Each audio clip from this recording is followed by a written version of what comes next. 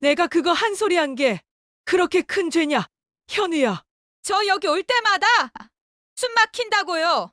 왜 자꾸 저만 나무라세요? 엄마는 왜 맨날 지연이를 힘들게 해? 제발 좀 우리도 이제 좀 편하게 살면 안 돼요? 내가 너를 그렇게 키웠냐? 정은 줬다가 거두면 상처가 되지만 믿음은 한 번 깨지면 끝이요. 안녕하세요. 사연 백화점입니다. 오늘은 며느리의 거짓 눈물에 속아 어머니의 뺨을 때린 아들의 이야기를 전해드리려고 합니다. 가족이란 이름으로 상처를 주고받는 순간 믿음이 끊긴 자리엔 과연 무엇이 남을까요? 사연 본격적으로 시작하기 전에 구독, 좋아요, 알림 설정 눌러주시면 저희 채널에 큰 힘이 됩니다. 그럼 오늘의 이야기 시작하겠습니다. 충남 서천 바람조차 느리게 스쳐가는 한적한 마을 끝자락. 마을 어귀에서부터 비포장기를 따라 5분쯤 걸으면 낡은 슬레이트 지붕이 삐걱대는 작은 집 한 채가 보인다. 그 집에 홀로 사는 75세 이말순 할머니는 새벽부터 아궁이에 불을 지폈다. 검은 연기 사이로 두 손에 힘을 주며 마물 무침을 하고 마른 멸치를 다듬으며 조용히 혼잣말을 흘렸다. 우리 현우는 멸치볶음 좋아했지. 지연인 된장국은 안 먹을라나? 노쇠한 몸이지만 아들 부부가 내려온다는 말에 하루 전부터 장을 보고 마당 한켠에서 기른 열무도 뽑아놓았다. 냉장고 문을 여닫을 때마다 오래된 반찬통 속 작은 양념 하나하나에 아들 얼굴이 떠올라 괜히 웃음이 지어졌다. 할머니는 마루 끝에 작은 상을 펴고 국이 넘치지 않도록 조심스럽게 그릇에 옮겨 담았다. 두 손을 가지런히 모아 어서 오너라는 마음을 담아 현관을 바라보던 그 순간 저 멀리서 자동차 엔진 소리가 들려왔다. 할머니의 입꼬리는 그 소리만으로도 천천히 올라갔다.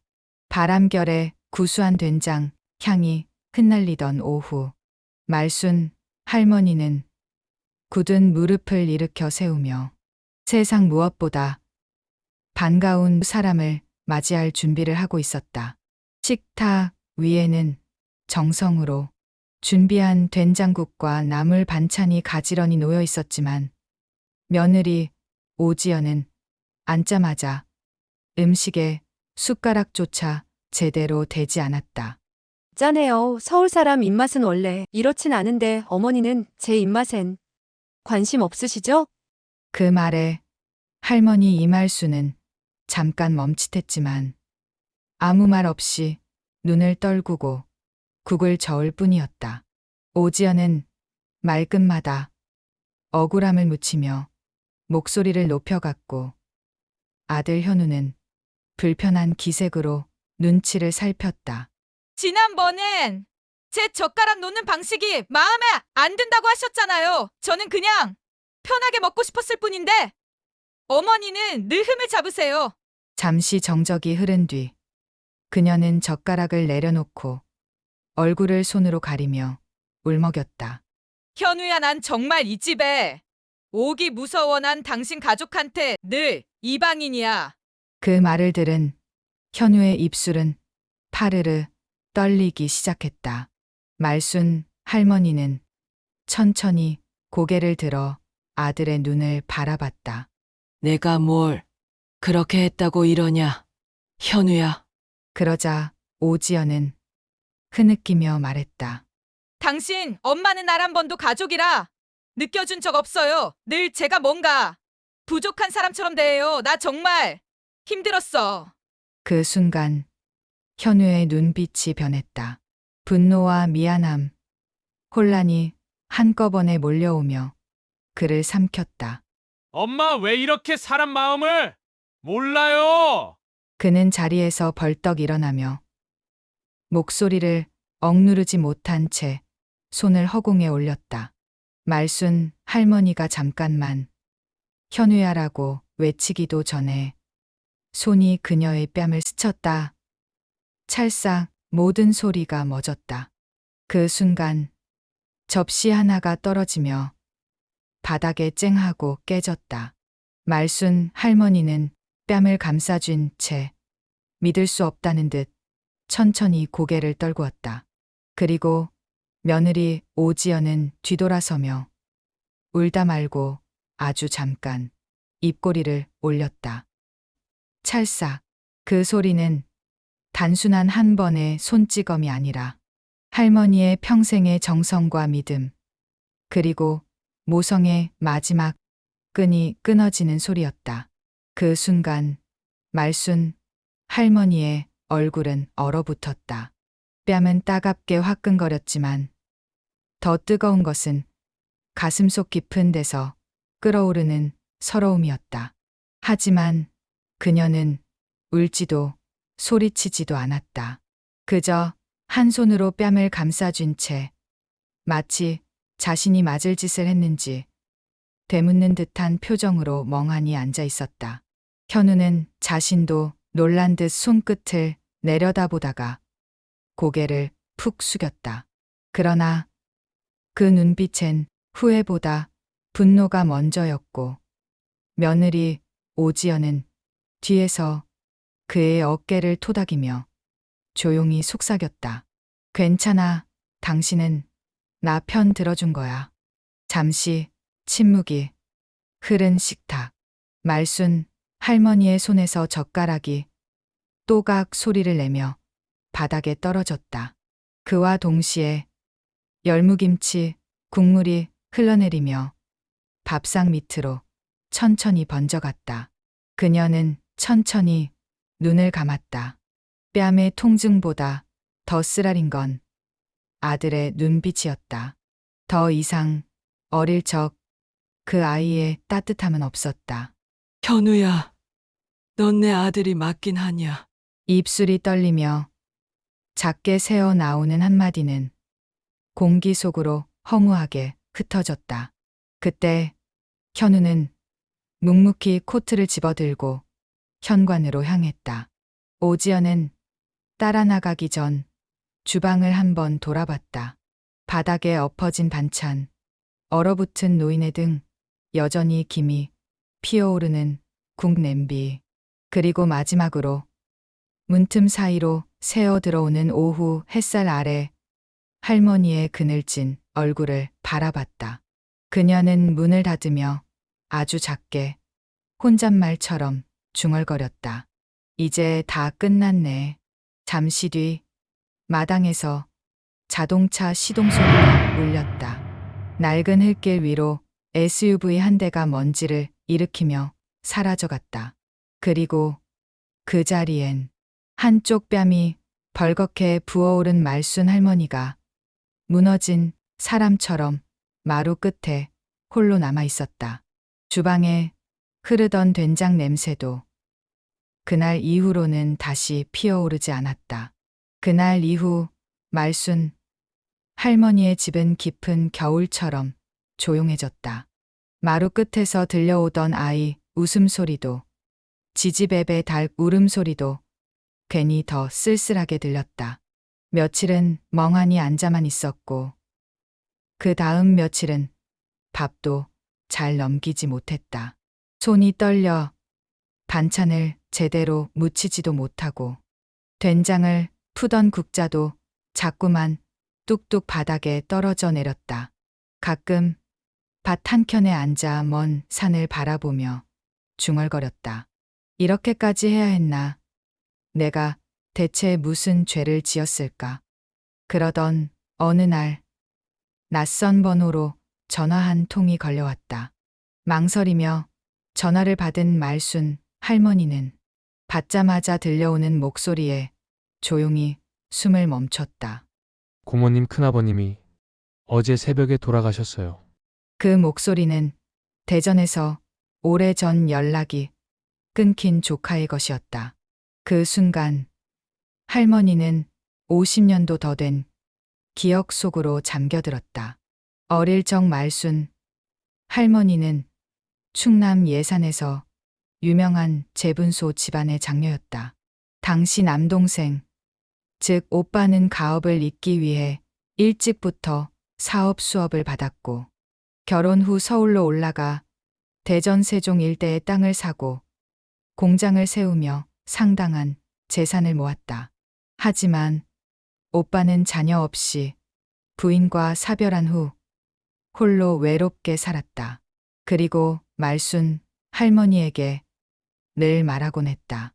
말순아, 넌 그 작은 몸으로 가족 다 돌보면서도 한 번도 손 안 벌리더라. 내 가진 것들 결국 너 줄 거야. 형제끼리 피보다 진한 건 없지 않겠냐? 그렇게 오빠는 세상을 떠났고 남겨진 유언장엔 단 3줄이 적혀 있었다. 내 전 재산은 동생 이말순에게 남긴다. 피를 나눈 형제는 이말순이 유일하다. 이말순, 이제는 가진 채 살아가라. 며칠 뒤 변호사가 가져온 서류를 통해 말순 할머니는 그 사실을 확인했다. 대전 서구와 세종 신도심 일대의 땅과 건물들, 수십억에 달하는 재산의 명의가 순식간에 그녀 앞으로 넘어왔다. 그 종이를 받아든 할머니는 처음엔 얼떨떨했다. 그러다 이내 무언가가 천천히 가슴속을 헤집듯 올라왔다. 그건 기쁨도 놀람도 아니었다. 그저 너무 늦은 위로 같았다. 창밖을 바라보던 말순 할머니는 조용히 이렇게 중얼거렸다. 나 이제야 사람 대접 한번 받는구나. 그 순간 그녀의 눈가에 맺힌 눈물은 억울함도 분노도 아닌 삶 전체를 관통하는 외로움과 안도감의 혼합이었다. 서울 송파의 어느 부동산 사무실 안 아들 최현우는 컴퓨터 화면을 바라보다 한 기사 제목에 눈이 휘둥그레졌다. 고 이상도 회장 전 재산 수증자의 여동생 이말순 단독 명시 대전 세종 일대 재산 수십억 대박. 그는 처음엔 자신과 무관한 이야기라 여겼지만 기사를 계속 읽어나가던 중 멈춰섰다. 제분소 창업자 고 이상도 세장의 친여동생, 충남 서천 거주 중인 75세 이말순 씨.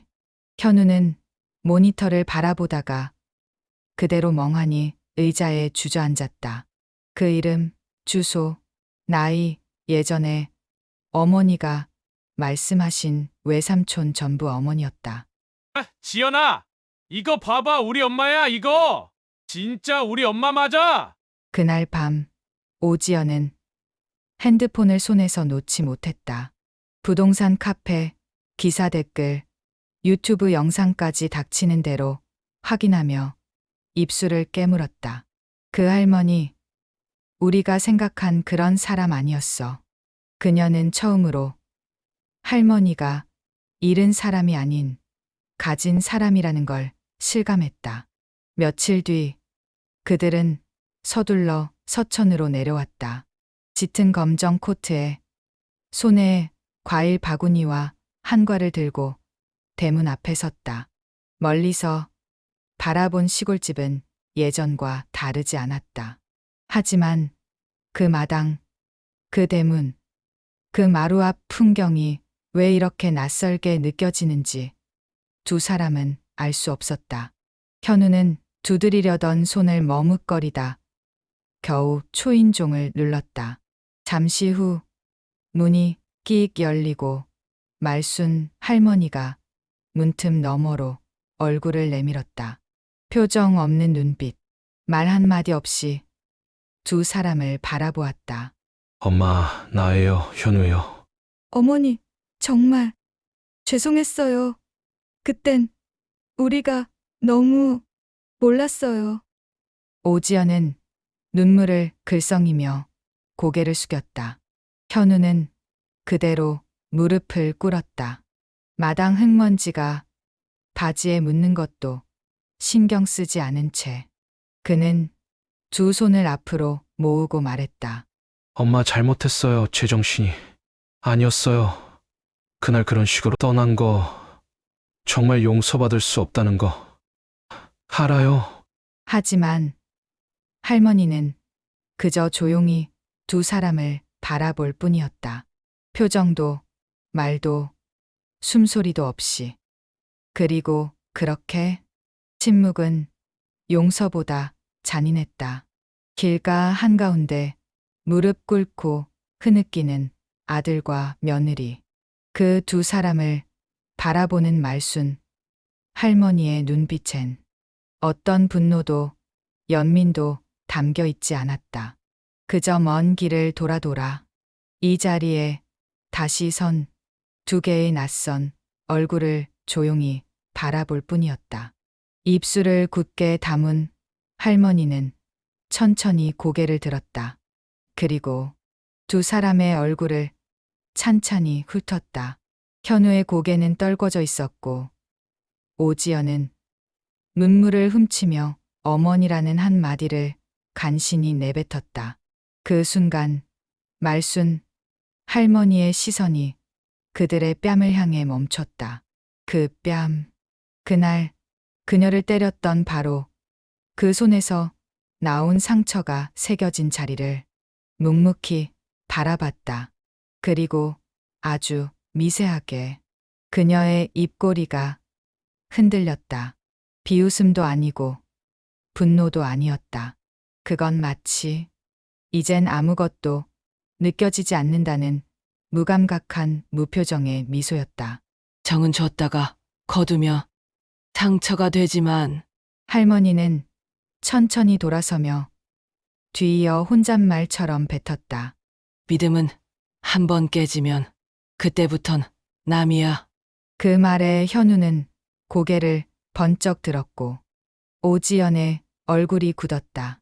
할머니는 등을 돌린 채 대문 안으로 천천히 걸어 들어갔다.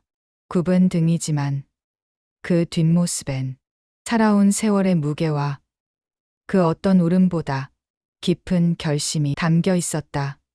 대문이 소리를 내며 닫히는 순간 오지연은 벌떡 일어나 그 문고리를 붙잡았다. 어머니, 한 번만. 진심이에요. 다시는 안 그럴게요. 정말로.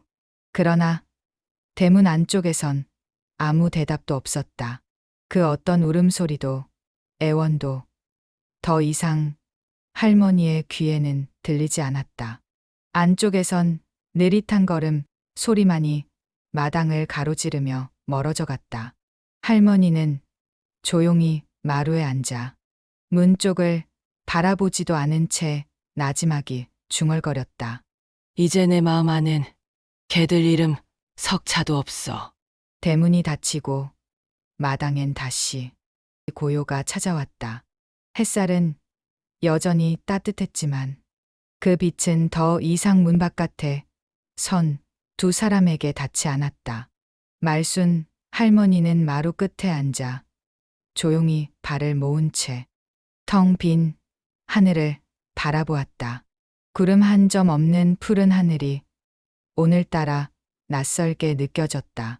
정은 줬다가 거두면 상처가 되지만 할머니는 입을 열었고 그 말은 마치 오랫동안 가슴 속에서 숙성된 삶의 쓴맛 같은 문장이었다.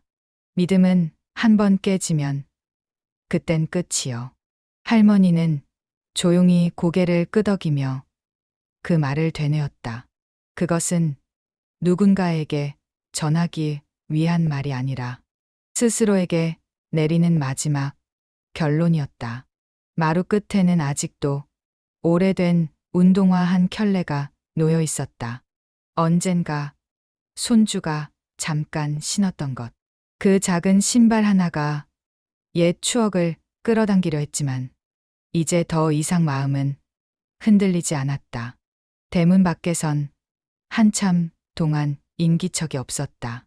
그리고 결국 발자국 소리도 없이 조용히 차가 출발하는 소리가 들렸다. 그제야 할머니는 아주 천천히 숨을 내쉬었다.